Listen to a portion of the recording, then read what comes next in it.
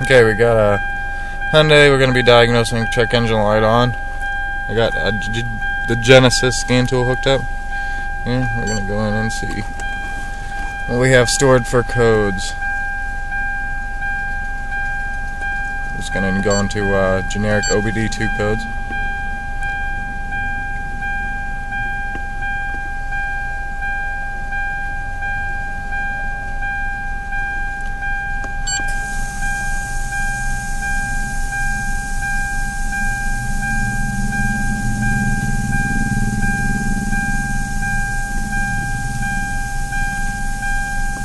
You're gonna have to bear with me here, still early in the morning, so I'm just waking up.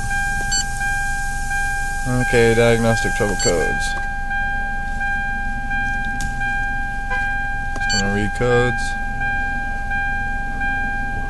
Okay, looks like we got an intake camshaft position timing over advanced, and we got a evaporative emission systems leak gross.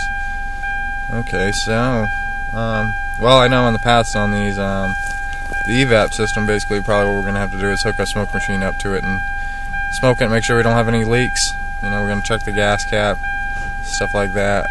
Intake camshaft timing over advanced. This does have a variable valve timing, and when the customer brought in, they were actually complaining that it was making some engine noise. And I also got under the hood, checked the oil was low, and it was dirty, so most likely that's going to be what caused this intake timing over advanced code. But what I'm going to do with these codes before I even start checking anything is I'm going to go online and see what kind of problems they've had in the past with some of these things. So I'll be back. Alright, we're here on Identifix. Typed in one of the codes I have, the P0011. See the vehicle I'm working on, 07 Hyundai Sonata. So, I'm gonna search, see what kind of problems they've had with these.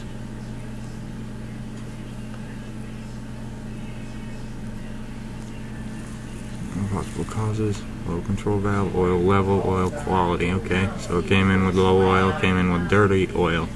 So that's obviously what's going on with this one, and it's an easy fix. So what I'm going to do is I'm actually going to run what they call an engine flush through. It's made by PG, and the 109, it's actually an engine flush, and then we put an additive in after the MOA. This stuff works amazingly good, so that's what we're going to do to fix that problem. And we also have this no,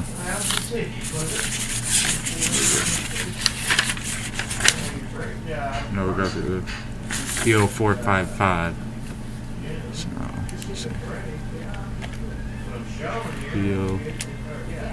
P0455, and that's a large Evap leak. Well, and let's just hope there's no major problems. Let's see what's happening. And there's no results for that one, so we're gonna have to go in and, like I said, smoke check the Evap system, see if we get any leaks.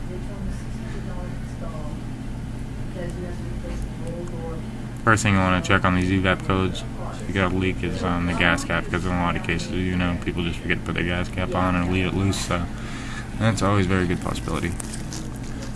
So I'm going to go out to the vehicle and I'm going to hook the smoke machine up and we'll start recording again.